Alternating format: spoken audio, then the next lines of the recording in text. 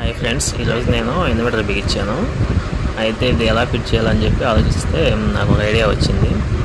దాని ద్వారా ఇలా బిగించాను. కింద బ్యాటరీ కింద చిన్న పీట ఒకటి బిగించాను. ఇన్వర్టర్ సెటప్ చేయడానికి దానికి ఒక పాతది చెక్క ఒకటి తీసుకున్నాను. ఫిట్ చేసి ఇది ఒక బాక్స్ బిగించాను.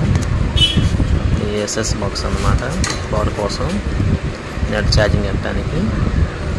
అండ్ ఈ చెక్క బిగించిన సపోర్ట్ల కోసం ఆ సైడ్ రాడ్లు పెట్టాను, అదే సోవ పెట్టాను అనమాట.